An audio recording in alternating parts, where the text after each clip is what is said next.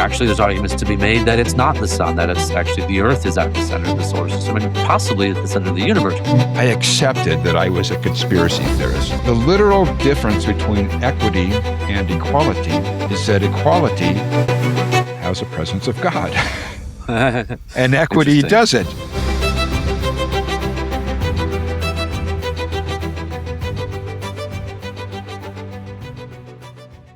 Welcome to Cradle Catechumen, an ongoing conversation between myself, Angus, and my co-host, Walker Larson.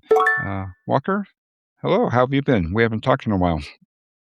I've been doing well. Yeah, enjoying this the beautiful spring weather that we have here in Wisconsin. The only drawback is that I get spring allergies, and so I have to apologize in advance for being a little bit congested. No problem. And Easter was big for both of us. You had some friends entering the church, and I completed my catechumenacy, and now a confirmed Catholic. I think we're going to keep the name of the podcast, but Yeah. that was a wonderful time, and I think we'll be talking about that in the future. Today, though, we'd like to talk at greater length about something we've learned about each other as we got to know each other, and that was that we both had, I've had kind of a stint engaged in conspiracy theory. And to start us off on this topic, how did that start from you?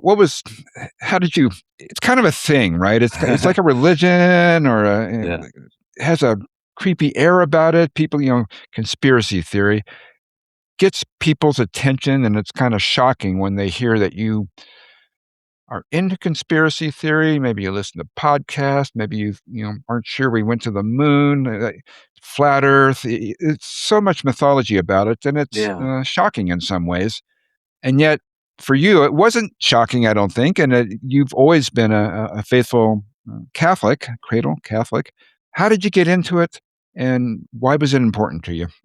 Yeah, and just to kind of preface that portion of this story, I'm really looking forward to the conversation today because it's the best kind of conversation in the sense of it's a process, hopefully, of discovery for both of us, thinking something through together.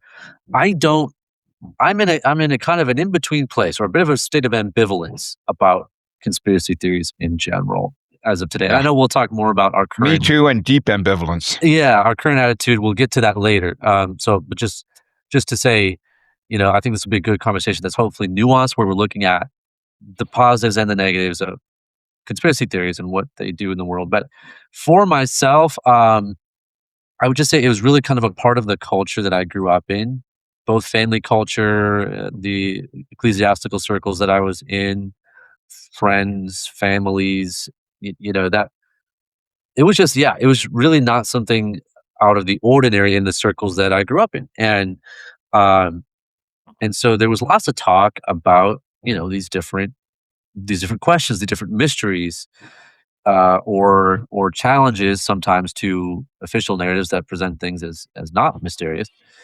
And so all of it, all the standard stuff, I think, was circling around in the milieu that I was in. And I dove into some of that stuff. I embraced some of it. I was skeptical maybe of some of it, but mostly, tended to be just skeptical of the mainstream narrative that the conspiracy theory is generally trying to challenge. So, just to break in? Yeah. So there's your family's religious, deeply Catholic, and so there was theological discussion and religious discussion and formation, and how separate was the conspiracy line of reasoning in your family? I think in my family, it's always just been about getting at the truth of the matter, whatever that might be. So if it's religion, then religious truth, which of course we hold to be in Catholicism, but if it's world events or history, it's about let's get to the truth of that and kind of get past whatever propaganda might be out there. So there's overlap, between Catholicism and some of these things insofar as the approach is basically fundamentally the same. Like, let's get to the truth of this issue. And the truth it is important to my family, was certainly always promoted as a very great good that we want to seek after. And And there was, I guess you could describe it as sort of independent thinking, in the cultures that I grew up in, where it was very much, don't just follow the herd mentality, whether that be about religion or anything else, Right. but try to, think for yourself and look at the evidence and get to the truth. And there was, yeah, a distrust, I think, of a lot of the, official narratives I that was we're about to told. ask that. A suspicion of the mainstream narrative, we might say? Yeah, for sure. Especially Okay. mainstream media, which is a suspicion that I still maintain in a lot of regards. Sure. Although I think there's nuances to be made there, but we'll get to that. Yeah. Okay. And what kind of things are we talking on? JFK or Yeah, moon I remember. landing? Yeah, check. Yeah. 9/11. Um, Oh, some cosmological stuff, even like geocentrism. I don't know if you describe it as a conspiracy theory. A little bit, I guess. This idea that like the very nature of the universe, or the physical universe, the cosmos, is not generally known, or is not, we're not getting the full picture of. And so, heliocentrism, the idea that the sun's the center of this solar system, is of course the mainstream narrative. But there's, I encountered a lot of material about, well, actually there's arguments to be made that it's not the sun, that it's actually the Earth is at the center of the solar system, and possibly at the center of the universe. I actually wrote a whole science fiction novel based on that premise, yeah. called Song of Spheres. But yeah, it was wide ranging. UFOs, things like that, just a variety. How about, and then one of them too that I definitely want to talk about, because I think it was an important, sort of learning experience for me, would be QAnon and the stuff Mm. that was going on surrounding, And Pizzagate. yeah, that kind of stuff. Uh, So political stuff too. so you're studious and, literary and a smart guy. For you, was this coast to coast or books, or how were you taking in um, cons- conspiracy theory knowledge, let's say? Yeah.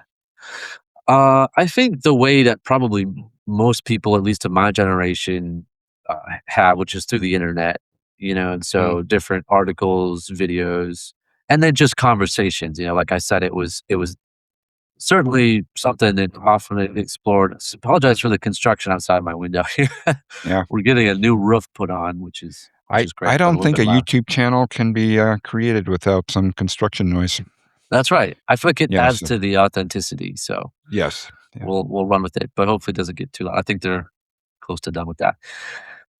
Uh, so yeah, it was just learning from other people, friends, family members, comparing notes, that kind of thing. Mm. Okay. And how deep would you say you got? I mean, in simple terms, is there a did you get really bought in on something? You talked about the heliocentric views. Uh-huh. For me, I would, 9/11 was a deep one for me. But what's the furthest fringe that you traveled to? The furthest fringe. Good question. So I would tend to say QAnon stuff. So, and that's kind of a broad Mm, umbrella too. Like there's a lot in there, but some of it is pretty wild as well. And I would say too, I was like really into it for a brief period of time. So it's not mm, just how fringe was it, but sort of how committed I was. I make that one stand out to me a little bit. There was almost a, with some of the QAnon stuff, there was a actual, I would say, religious element to it, of sort sure. of extreme ideological commitment, almost of faith. Uh, and Or a so I toyed mystic with that. Yeah, element, right, and a like mystical element. illumination. I think is a Yeah, word that, yeah, yeah, and we've got to talk about the Gnostic element that gets for sure. caught up with some of Yeah. these conspiracy theories, but maybe that's for later. Okay, so let's put a pin in that and we'll come back to that. And just to kind of catch listeners up on where I'm at with, I got into it. It's kind of involved, very much had to do with my first joining religious cult, Jehovah's Witnesses. Yeah. up until that point, I mean, I knew about JFK and I knew about the moon landing controversy, and I was interested. I found all that interesting, but I wasn't invested in any way. And then I became a Jehovah's Witness, which is oddly Gnostic. It's all about adopting a view of the world that insists that the overwhelming majority of religion and worldview, that everyone else is wrong except this rather small group. Right. Right. And I, through dramatic circumstances about which we've talked on this show before, adopted this extreme view of reality in which I was in the tiniest fringe imaginable that actually knew the truth, had the truth. Right. So that was what breached my maidenhead in terms of conspiracy theory. I was living one. Time went on, and I was a true believer for a long time, and trying to figure out, if what I grew up believing about the world definitely isn't true, well, then, what else do I need to know? And I Yeah. would say one of the first things that really got me from religion to politics was the Oklahoma City bombing. Okay. I remember that. That was 1995. And, kind of pre 9/11, big news, big bombing. Yeah. And I happened to have, I was into it and was watching the news. I happened to have caught an early video interview, some newscaster mentioning that she had heard 2 explosions. And that got yanked from the air very quickly and buried. It's only available on, obscure videos now on the Right. internet. But the fact is that 2 explosions were, mentioned as a thing that had happened. And I watched in real time as the narrative changed and started paying attention. And there were so many things wrong with the lone gunman, the McVeigh theory and acting on his own, and so many lies being told. And for me in particular, that was when the Patriot Act got passed in Okay. a hurry. It was enacted so quickly, and it was so huge that I realized that it had been written for a long time, that Sure. they wanted to do this thing, and they were, waiting for some big event. And then it occurred to me as an inevitable conclusion was that they got tired of waiting and made the big event happen so they could, increase totalitarianism. And all of that was, I still believe. I don't. It's very clear to any thinking person, I think, that the Oklahoma City bombing the narrative was deeply fishy. And then, let alone things like that entire site was scraped clean within a week or two and carted off to a dump site. There was no forensic examination. There was no attempt to get at truth, no investigation to solve a crime. There was simply, service of a cover up. Anyway, so that's how that started for me. And from there, 9/11, a few years later, I also happened to catch initial reporting about short buying of stocks affected, like airline stocks, and that got removed from the narrative. And by that time, I was starting to question Jehovah's Witnesses anyway, so I was getting out of that. And that 9/11 in particular, I just dove in. I accepted that I was a conspiracy theorist, and that Sure. much of conspiracy theory was just alternate history and a different way of knowing the world. And for me, books, podcasts is a big one for me. Internet, of course, our own research. I would say that was generally good for me. I had to somehow see through or get out of the narrative that the Watchtower Society was promoting, and I did that with some success. I quit Jehovah's Witnesses, and it was a hard thing. And then I realized that if I quit Jehovah's Witnesses, I would be returning to a normal world, and I could be a normal person. But I looked around and I realized that these people believe that the Earth is warming because of CO2. And that doesn't make sense. So I realized nothing had changed by quitting Jehovah's Witnesses. I was still surrounded by uh, crazy people who believed a false narrative. So it sounds like we both kind of grew into an acceptance that mainstream narratives were largely incorrect, and that in conspiracy theory, there was at least some closer approach to truth about reality. Is that how you would put it? Yeah, I think that was the ultimate aim is, yeah, to get at the truth and to not accept, everything at face value. And like you said, I think there's certainly value to that, you know, for some simple reason that conspiracies do happen. That's a historical fact. And so to pretend that they never happen and that everything is the way that it appears on the surface would be terribly naive and ignorant of Yeah. history. And secret societies are a thing. And secret societies exist, right? We don't want to pretend that those things aren't real, and that oftentimes various powerful forces have an incentive to present false narratives for many different reasons, including just control of people, control of Uh, the narrative. Control of truth is a powerful weapon, and I have basically a list of pros and cons here. I could go through more of the potential benefits of conspiracy theorizing, if you like. Suspicion of media would be one for me, positive. Right, right. Yeah, I mean, how much evidence do you need that a lot of the legacy media is not telling the truth, that they're engaged in propaganda for various forces? I mean, we have Yeah. I think a lot of evidence of that at this point. And now it's not even, well, this is another interesting development over like the past 20 years, is just how so many of these things have gone from being fringe to being not fringe anymore. I think it's fairly standard now for people to not trust the media, the Yeah. legacy media. Like that's sort of a given, and for good reason. So yeah, you're protecting yourself potentially from propaganda. You're getting closer to the truth in the cases where it has been obscured by whatever powerful forces or conspiracies that are at work.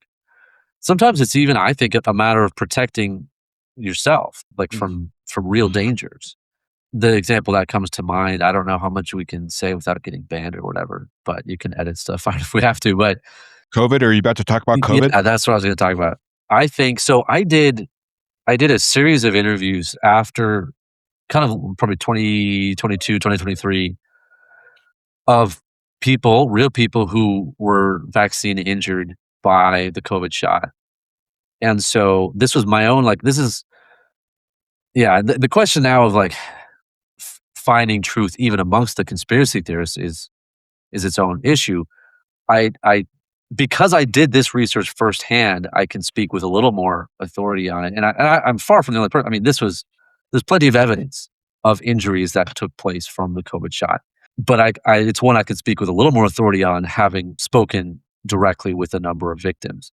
So in that case, I think that a distrust of some of the institutions, a distrust of the media, and a suspicion of possible conspiracies afoot, helped protect me from even considering getting the shot, And your family.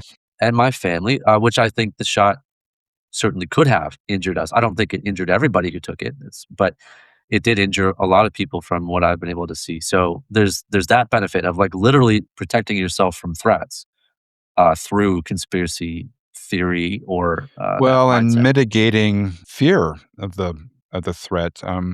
If you were already accustomed to the idea that media was being used to promote a narrative that did not necessarily serve the general population's interests, it became relatively easy to figure out what we were supposed to believe, and then look around and see how that differed from what was actually true. And that was so good for my mental health, at least, going through, lockdown, Sure, that and, I so let's pivot a bit at this point. sure, We've kind of established why we got into it, pro side, but I think we both sort of have taken a step back from deep engagement with conspiracy theory for different reasons. Is that true of you? I mean, was there a moment where you suddenly thought, maybe maybe this isn't that great for me or for my worldview? Yes, yes, that is correct.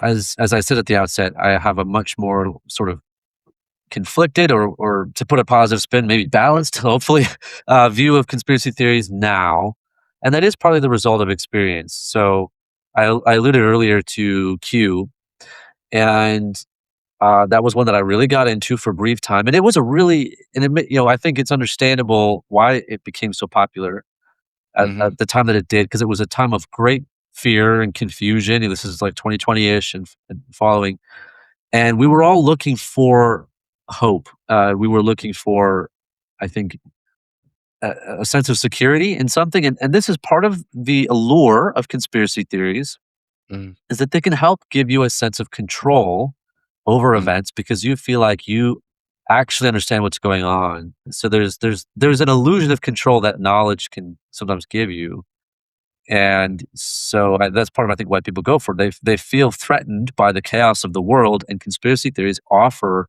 oftentimes a kind of framework in which to understand what's going on and therefore feel less threatened by it and more in control. So that's part of, I think, what happened for me with Q.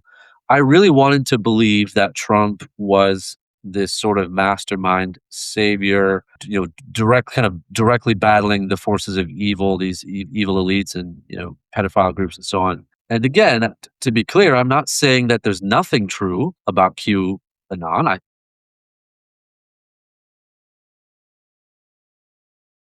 Hello. Look, Walker and I Yeah. had sort of a break there. We're going to pick up again now. Walker, I think we were talking about QAnon and why that led you to step back. And one of the things I was going to say there was that one of the issues with QAnon is that I don't know what the intellectual term is, like pareidolia or something, that there's some fairly obvious intellectual traps that the QAnon world fell into, I think, in that once you kind of see that, becomes a little embarrassing to have believed everything that QAnon was selling. Like almost there was not a willful hoax, Yeah. but a hoax aspect Yeah. to that phenomenon. Absolutely. Yeah, and well, and I think you have a range of actors involved, and for some of them, perhaps it was intentional, for some of them not, and it's hard to say exactly, break down those lines. But yes, there's some element of a hoax that became clear to me over time, and particularly as the goalposts kept moving, and they were just tying in so many other sort of esoteric things, like, oh, there's actually aliens who look like humans who are in the government, and it went on, and also I didn't find the idolization of Trump to be quite it made me uncomfortable, to treat him almost like a godlike figure. Now, Sure. we can have a Trump conversation, that's a separate conversation. There's things that I like about him, there's things I don't like about him. But at the time, it was like, no, he is the absolute savior of everything. He's got this all figured out, almost like a messianic figure, and people were putting their trust in him almost as though he were a deity, and I that became less and less appealing to me too. So, yeah, and then too, I think just realizing how messy and kind of shoddy a lot of the research was. And again, I'm not saying that none of it was true, or that none of the people involved were doing good research or whatever, but there was plenty Mm. of just pure speculation, or here's a grainy photo and this means blank just because I said it means that, Yeah. or here's a coincidence that could be explained hundreds of other ways, but we decided to explain it as proving our theory. And that kind of just poor thinking and not verifying sources and all of that kind of woke me up to uh, what was really going on, and to the fact that there's a certain danger here, Mm. because I had invested a lot emotionally into this thing, and Mm. I And felt like I had time. the rug, well, yeah, and time, and I felt like I had the rug pulled out from underneath me a little bit, but it was good for me because it made me realize, all right, you got to be careful, you got to be discerning with internet information in general, but especially conspiracy theories. And I think a lot of times people try to sell conspiracy theories simply on the basis of, well, it's not the mainstream narrative, which must be false. Therefore, what I'm saying is true. And people will kind of, I think, fall into that because there is such distrust of the mainstream narrative for plenty of good reasons. But just because the mainstream narrative is false in a certain case does not therefore automatically mean that anyone who is challenging the mainstream narrative is now trustworthy. Because I think there's a lot of shills and Yeah, very well put. people out there who are not trustworthy, who take advantage of the distrust of legacy media in order Mm. to pursue their own, nefarious agenda. So go ahead. Well, and then you get into the whole world of controlled opposition Sure. and intentionally misleading stories put out by the deep state or whatever. It becomes a spy versus spy world that becomes unintelligible. Yeah, at a certain point, yeah. Yeah, and a lot of it is unverifiable for most people at bottom. Like you can get a certain degree of certainty. By the nature of it, these things tend to be very speculative, and they're centered around secrets, and so it's very hard to get what I would say what I feel now with maybe a little more experience is sort of sufficient motives of credibility for me to actually firmly adopt this position and like have it influence my life. Mm, For me, a lot of conspiracy theories fall somewhere short of that threshold where it's like, okay, I could see that. Like, I could believe that. Sure, that's interesting. But you haven't proven it to me in a way that where I now feel sort of morally certain, that this is something I should believe and that is going to actually help me to believe this. A lot of times I feel like, okay, that could be true, it might not, but it's not clear enough, and it's not directly related to myself enough yeah. where I'm gonna die on that hill, or I'm gonna take a firm position. I tend to be kind of agnostic about a lot of them these days. The way I put that for myself is I started asking myself in my head, talking to a podcast host or something, I'd be thinking, Yeah. all right, tell me something true and useful. Yeah. Because it's hard to be both, right? Yeah, yeah. And it might even be important, but is it useful? Anyway, so Right. Well, and on that speaking point, for my, if yeah.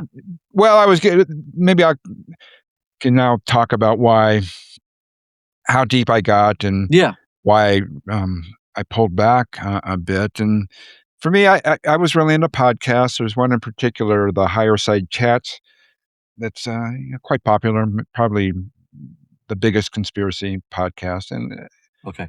excellent host and very interesting and all over the place, and doesn't have a particular political axe to grind or religious axe. It's general, I guess we could say, and I learned some very interesting things. And I was a paid up, subscriber. He has a subscription model um, for listening to the whole episode, and was in the forums to some extent, and I was into it. And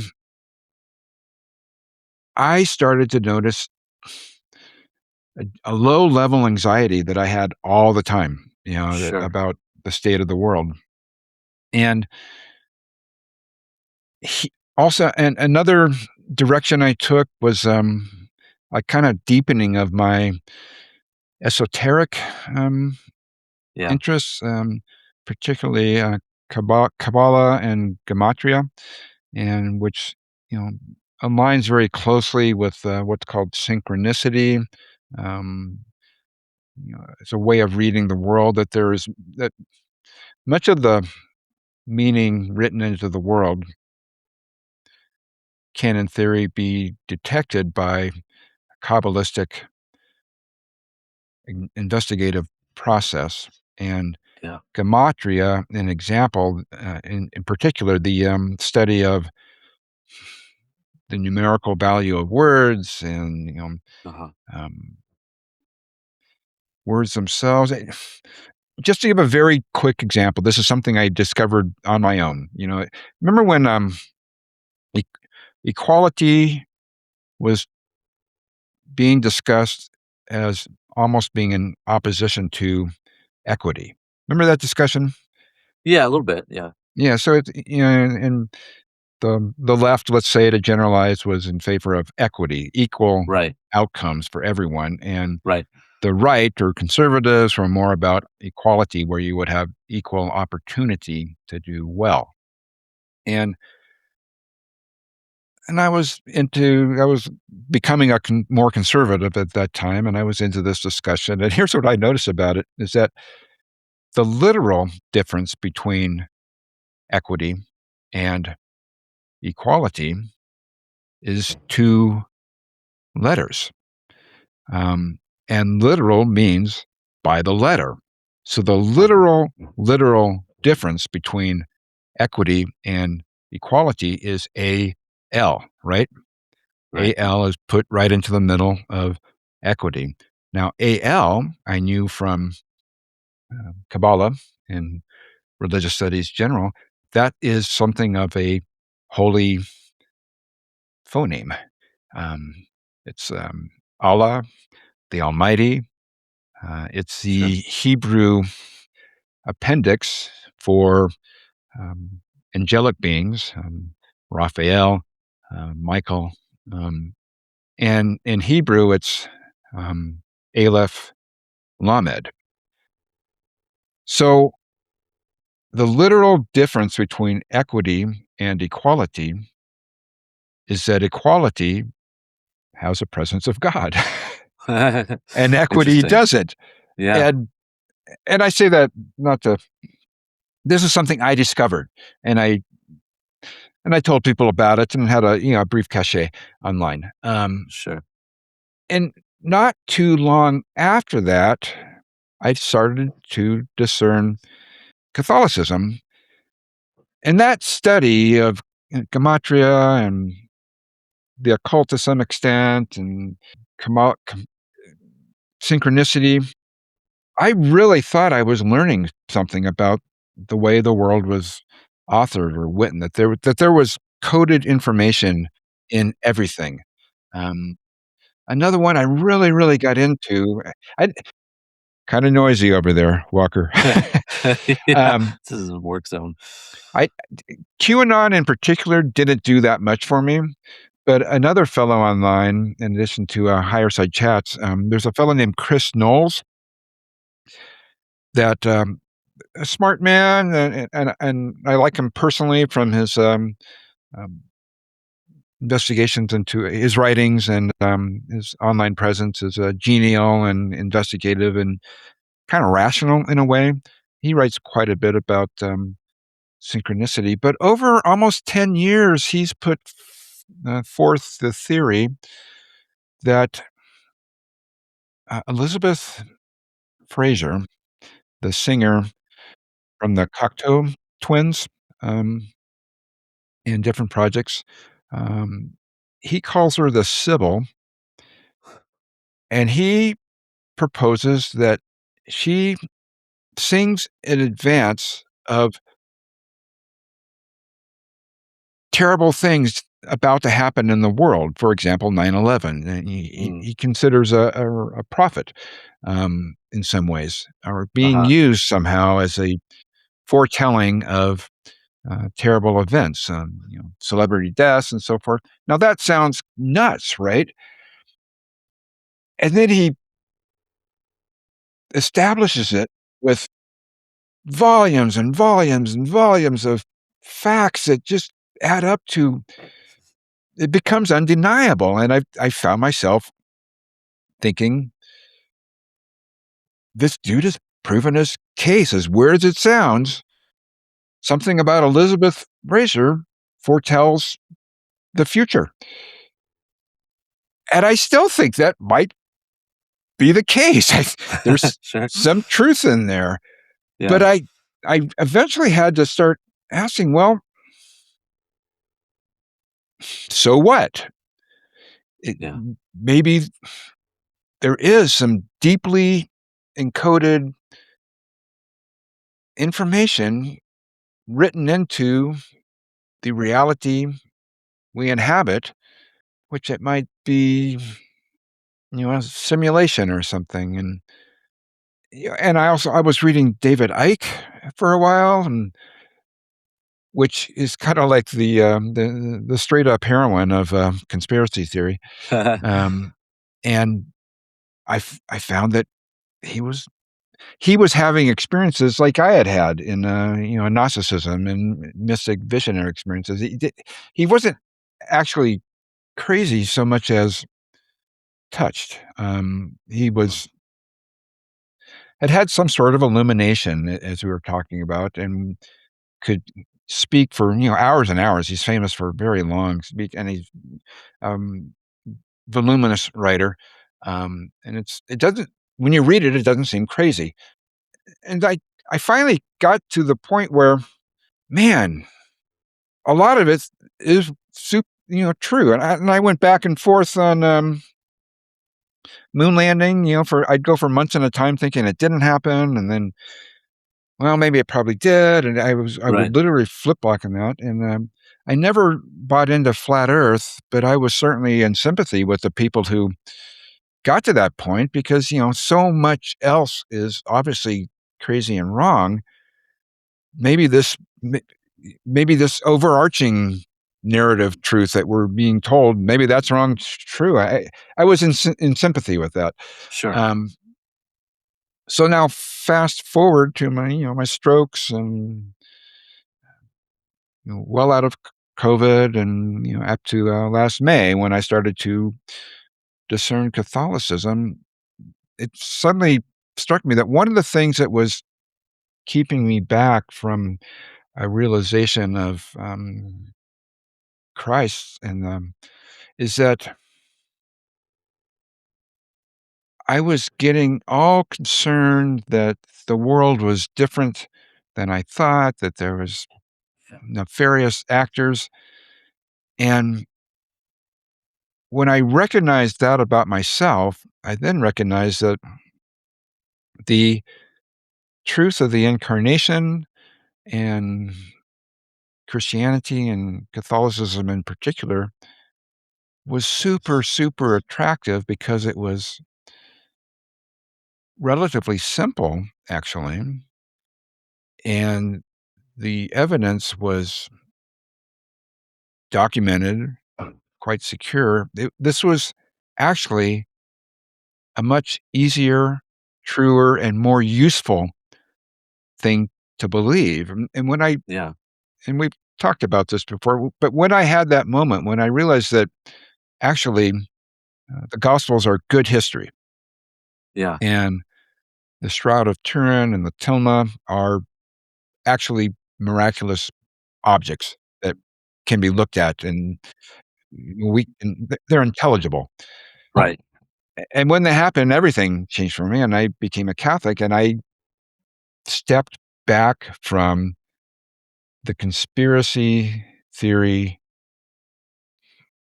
means of attaining information about the world in favor of the 2,000-year methodology established Yeah. by the world's oldest organization. Yeah. And I heard online recently somebody talking about Catholicism as the world's best kept secret is the most widely known religion, and that's how it became for me. And so so that's where I'm at now. I'm no longer listening to conspiracy theory podcasts. I'm very glad to have listened to them, and certainly like you, you, you, I'm glad I knew some conspiracy theory when COVID was coming through. And Sure. for me, I never got into QAnon, but Pizzagate was a big one for me. And Yeah. I think what people don't realize about Pizzagate is that it's based on emails that were leaked by Julian Assange, and nobody has ever denied those emails. They're real emails that came from the Hillary and we're just kind of lucky to be able to read them. Yeah. And so I've never, talk about having to acknowledge and believe that there's a lot of pedophilia in the world. Yeah. That's both true and it's useful. Um, But I am loving that now I can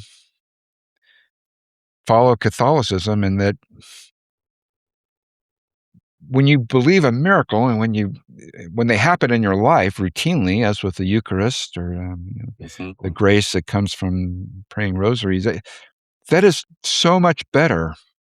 And it makes, even just as conspiracy theory made NPR seem trivial and a waste of time, Catholicism has made conspiracy theory seem like a waste of time for me.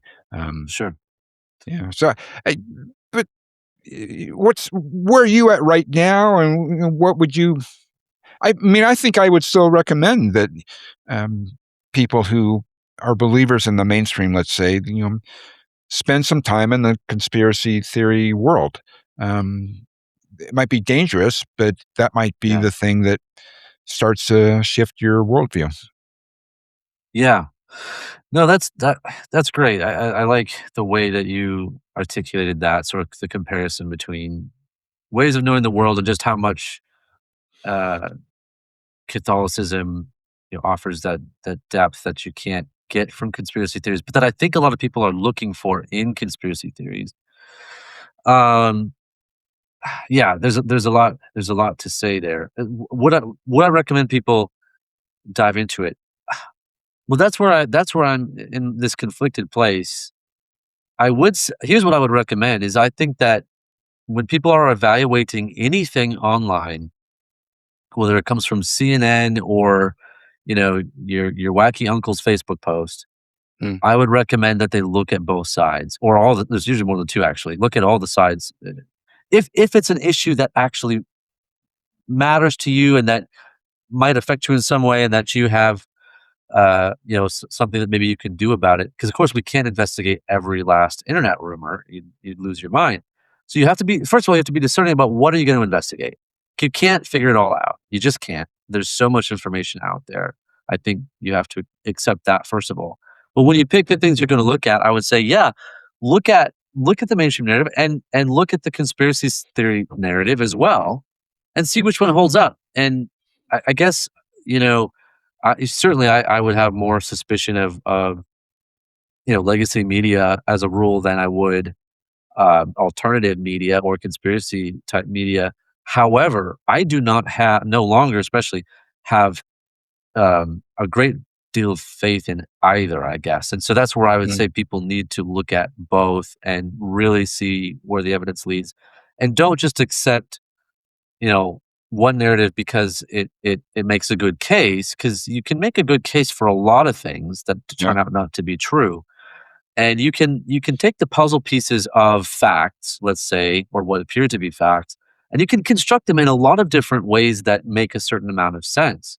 So that's why it's important not to, I think, to just look at the one way, the one that kind of strikes you first, like, oh yeah, okay, this conspiracy over here put these facts together that are really interesting and they really seem to amount to something.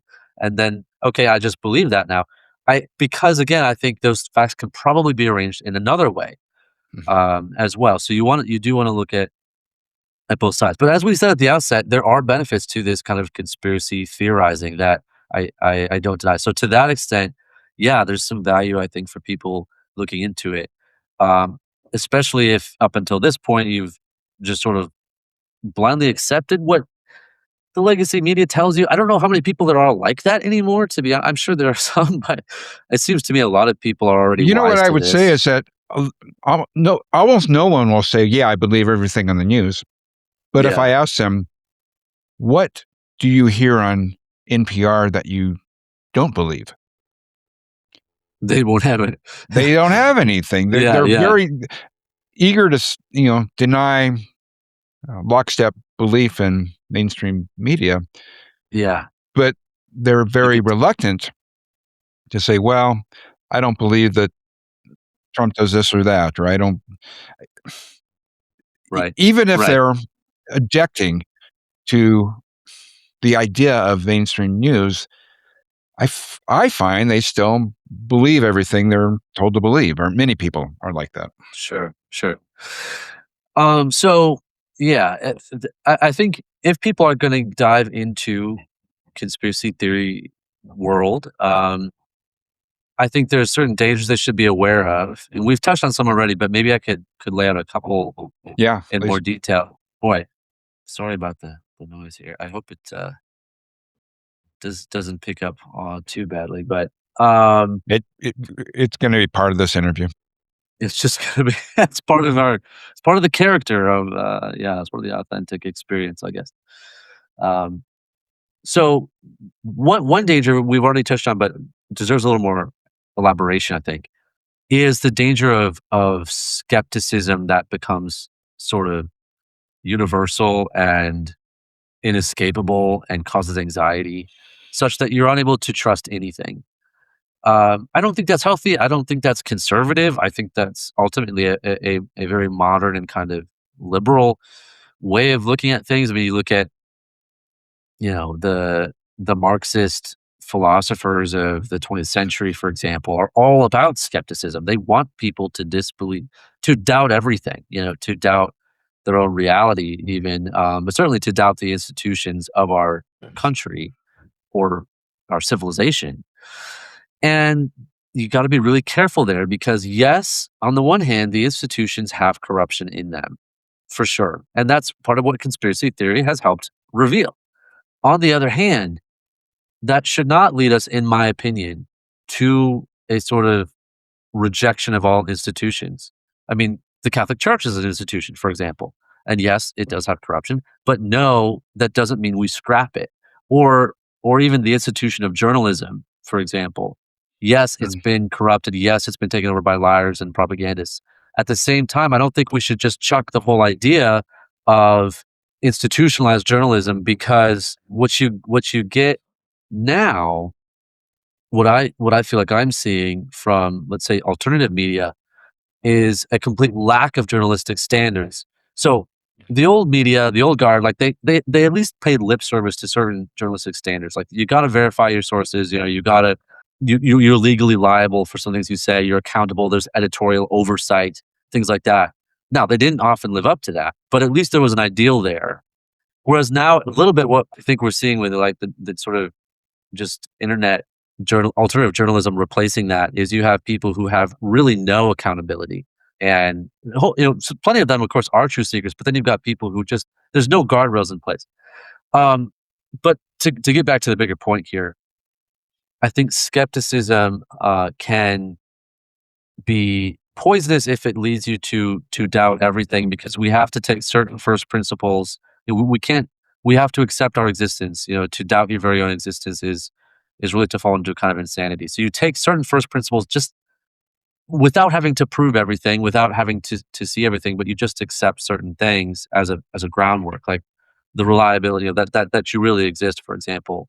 And then beyond that too, when you look at the wider society around you, I think it's an unhealthy mindset to think that there's always a plot against me, or I'm always the victim of some secret plot. Sometimes you might be, but I don't think that's the way that we most of us live our whole lives. And I think if you fall into that mindset, you're going to become kind of paralyzed with fear, kind of paranoid, and unable to have a sense of joy and peace and even wonder at the world and the beauties of the world.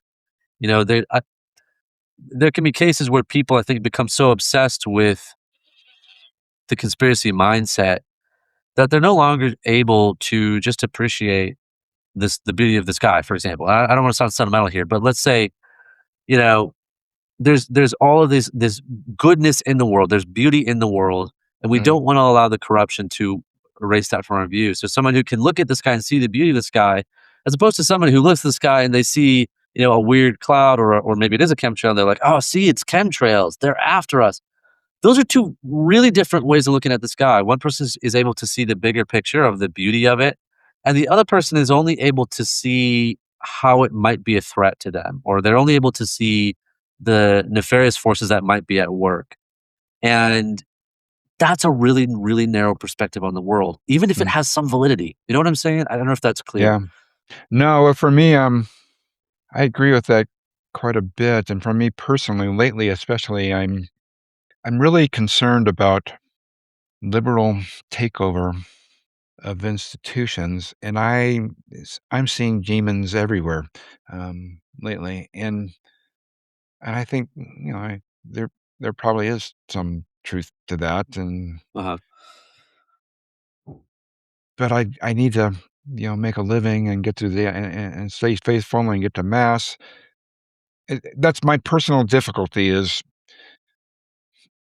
granting that other things are important and to be appreciated. Yeah. Um, and I, want to. So here's a very personal thing. Now, I believe that we're at a point in history where if Leo called for Lepanto II, a rosary crusade for Mhm. the electoral defeat of liberalism, I'd be so into that. But Sure. who am I? What I have to realize is that I need to trust the Holy Father to do the right thing for us, and that what he's. I have had a little bit of trouble um, trusting Leo, and that and this is something I've confessed and Sure. I'm working on and praying about, uh, and so I need to withdraw a bit from political fear mongering, I would say, or Yeah. fear mongering, and instead concentrate more. Me- I'm a new Catholic, and I don't know much yet, and the more I learn, the more wonderful it is, and the more my um, faith and optimism is built. Even as much of what I'm learning is that hard times, I think, are coming, Sure. and Islam is resurgent, and there's issues in the world, but I need to pull back not only from conspiracy theory, but from truths that are not helping me to stay faithful. I'm kind of reaching here, but Yeah. No, I think there's a lot of that's bad good. news out there that's legit news, Sure. and I want church leadership and Father Wojciech at the Sacred Heart Parish. I really want. I think we should dig in, but I, Yeah. I'm not. That's not actually true. What's more true is that I need to um, become more Christian and less political, I suppose. Right. Right.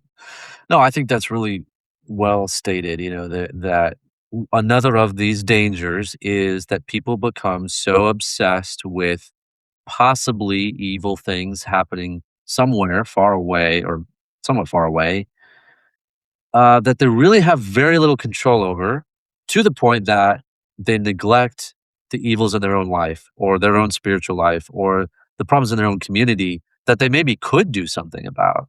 Mm, The evil that they could confront right in their backyard. We don't want to get so distracted, even if the conspiracy is true, as you're saying, and some of them are, but some of them aren't. And better be pretty sure that the one you're dealing with is true.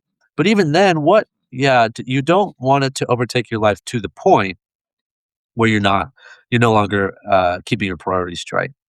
And if someone can, then great. If they really are able to keep their priorities straight. But what I've found with these theories is they tend to have a kind of ravenous appetite by which they devour up more and more of your time and your life and your mind and unsettle it with all these all this evil. How much really do we should we focus on evil? It's always a balance because you want to be aware of it. yeah, You do, and that's a benefit of conspiracy theorism is it tends to open people's eyes to the presence of evil in the yeah, world.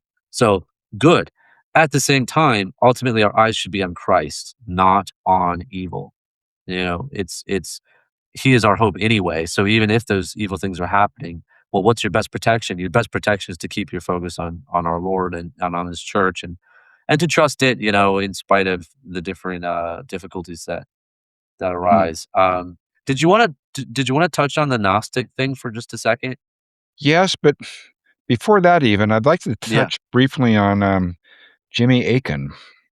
Okay. Do you know who I'm talking about? Yeah, he's a Catholic apologist, right? Yes, he's also, I think, like 400 episodes into, his podcast, Jimmy Akin's Mysterious World, which I think, it started off as, a radio Okay. show and then became, like, online distributed, and now it's a YouTube channel. And I quite like his approach to, apologetics and also to the Mysterious Worlds podcast is devoted to topics I really love, which he examines through faith and Uh, reason. So he's a little bit like, the body of, Catholic, Vatican investigators who, pass judgment on, apparitions, say, that there's a sure. scientific, rational reason, examination, and then there's also, faith, are they is this and he takes on topics that have been a, fascination for me for a long time. Bigfoot is a big one, Uh-huh.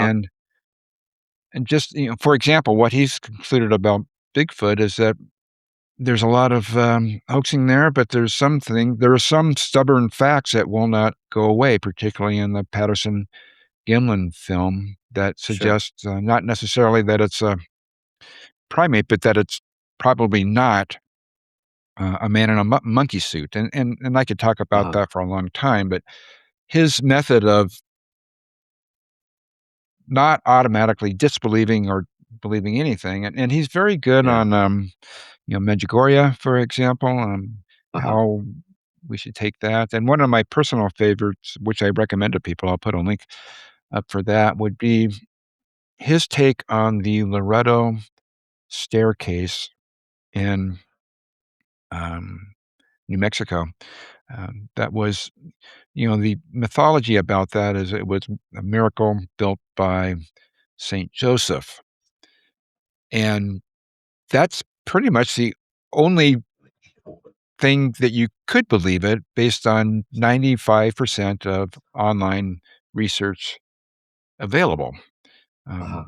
He takes 2 hours to go through all the miraculous things about it, but also establishes firmly with good documentary evidence that there actually is very good history pointing toward a natural rather than a supernatural, construction, uh, Uh-huh. which was so valuable for me because, that's an example of one where I totally bought the Kool-Aid and I was recommending it to, non-Christian friends as something to be, studied, Sure. as a, instantiated miracle, somewhat like the tilma or the Shroud of Yeah. Turin, an object that could be studied. And Jimmy Akin, who's an excellent apologist, but went through the line of why people think it's amazing, but also there is a natural explanation, and that was very, very good for me. Now, another example, though, would be, Our Lady of, Akita. Is that, the Marian apparition? Yeah. Yeah, Mhm. and that was one where I'd been a little dubious about that based on some things that I'd read, Sure.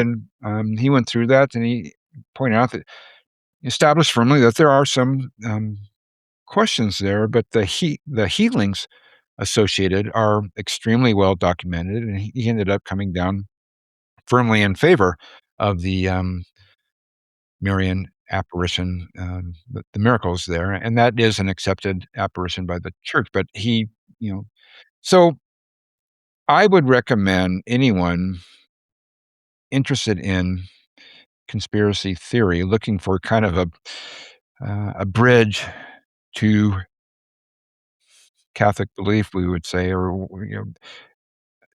Jimmy Akin is an excellent apologist and writer and thinker and, speaker, um, eccentric in his way, but very much valued his approach to determining, truth, and he talks about I think moon landing is one of his things, Yeah, and that's cool. Bigfoot and multiple Yeah, I had not heard miracles. about that, but it's Yeah, it's a good. right up your alley, and you would, I think, very much appreciate it. It was very, very good for me. It taught me the correct mindset to approach both conspiracy theory classics like JFK and Bigfoot and but also apparitions and miracles, which I have to be careful with myself. I want to believe it all right away, Sure. and I want other people to believe it.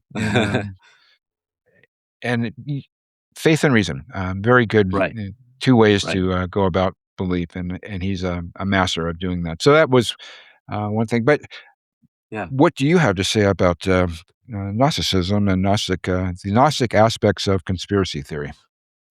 Yeah, yeah, so this is a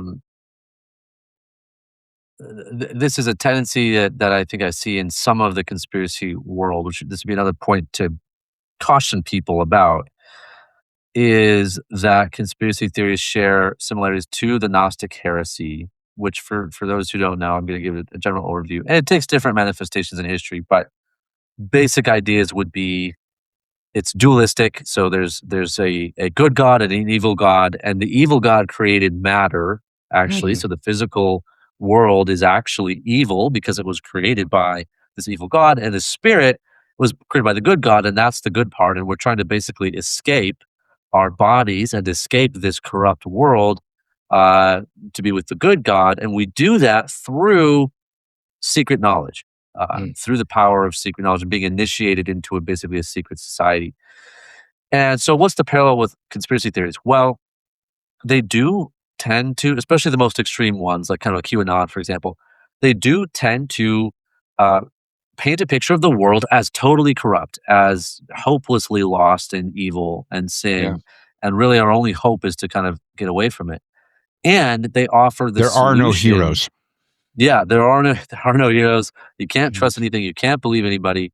Uh, Basically, evil has triumphed, and the other part of it is the way that you obtain enlightenment or salvation or get out of the matrix of this evil system Mhm. is through initiation into the secret knowledge of the conspiracy theory.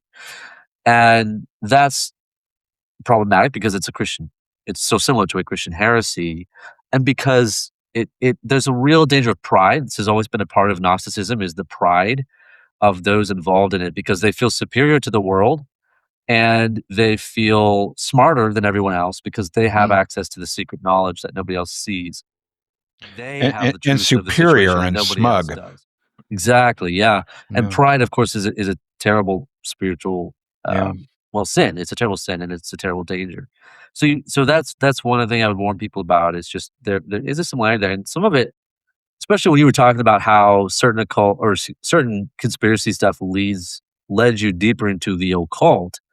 There Mhm. is real crossover there Yeah. between actual occult practices, which tend Well, to for be me, Gnostic, and conspiracy theory. there were years when I described myself as a Gnostic, Sure. that or a Kabbalist, but I felt like my worldview was essentially Gnostic, and when I Yeah. read in Gnosticism, I was kind of like, yeah, I believe that. I believe that. Goodness, maybe they're Right. right. Maybe they're right about it. Right. Maybe I'm a Gnostic, and uh, dis- Yeah.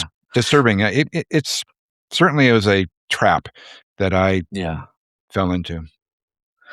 I wanna throw one more bone to the conspiracy world, and then along with that, kind of what I would describe as a corrective or an adjustment. So Sure. I think it'll make sense once I lay it out here.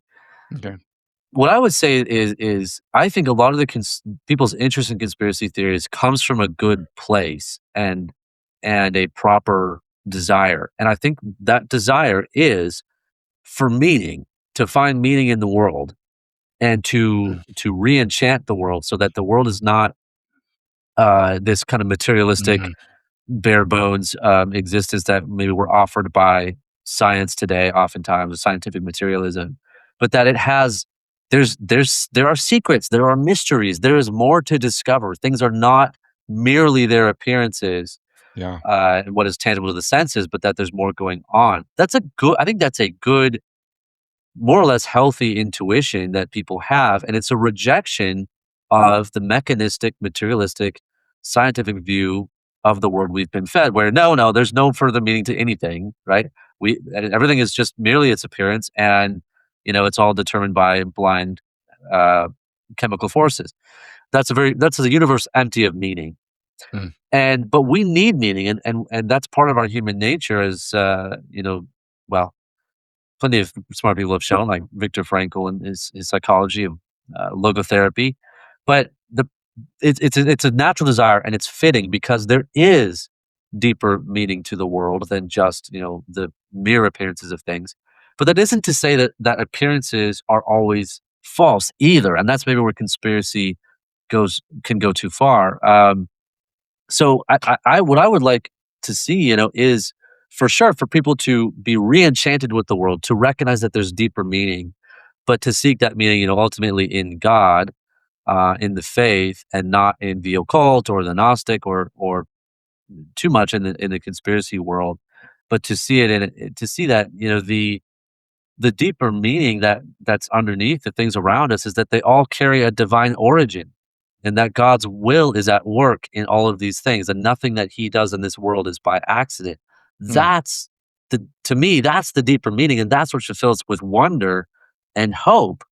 Whereas oftentimes with conspiracy, what it is, oh no, the deeper meaning is that things are actually really bad, and you should probably lose hope. So some of them are like that, Yeah. not all of them. And so pivoting toward maybe more towards wonder rather than skepticism, which both Yeah. of them are a desire, I think, for deeper meaning, but one is healthier. Yeah. Reenchantment is a great word and idea. And for me, realizing that it sounds a little trite, but for me, fully accepting that some things are miraculous, Yeah. that the Virgin of Guadalupe did appear to Juan and converted 20 million. So that's a Yeah. wonderful idea. And another word that hasn't come up, but I think is important is epistemology, the Uh-huh. study of how we know what to believe or how we apprehend reality. I feel like you're saying that conspiracy theory is totally valid as an aspect or a complement to our normal epistemological practice. And then I think also maybe what you're getting at, what's the there's a heresy that is, I think, common in our time and talked about as a danger by theologians, and that's there's kind of a postmodern idea that there is no objective truth, that nothing can be said about Right. reality because nothing nothing is tangibly real.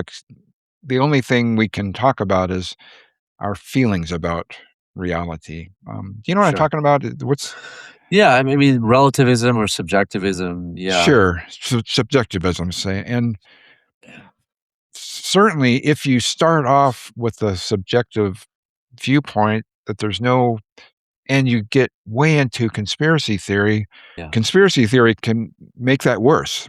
And Yeah. It leads to a kind of it's nihilism almost, or yeah, yeah. it can. Yeah. Walker, I think we've are approaching a natural end here. And thinking we could revisit this topic for sure. You might why don't you watch Jimmy Akin episode or two that catches your eye? There's a Yeah. I you should know, check it out. search. It's AKIN. Do a little search on YouTube, and I think you'll be interested. And I'd like to. There's a few in there that I would love to do a breakdown on. Um, and I feel just to sum up, what I think one lesson from this is that depending on where you're at as in your formation as a Christian, a little bit of conspiracy theory might be useful, and taking a step back might be required. Depending on where you are. Yeah. So Yeah. Right. yeah. Right. All right. I think that's well said. All For right. myself at this point, like I said, I'm conflicted, and I tend to only put a lot of time into one that I feel like has a direct effect on me or could have a direct effect on me, and even then, I'm very stringent in the kinds of proofs that I require before I'm gonna Yeah. believe it, but yeah. And you could say something similar about apologetics. And a couple of, like Heschmeyer and Trent Horn recently, they've tried to make the point that not everyone needs to be in a Christian Catholic Right. apologetic master, Yeah. you know? Y and I certainly fall in, like, somebody on the internet is wrong, um, and I need to deal with that. So, anyway, so goodbye for now.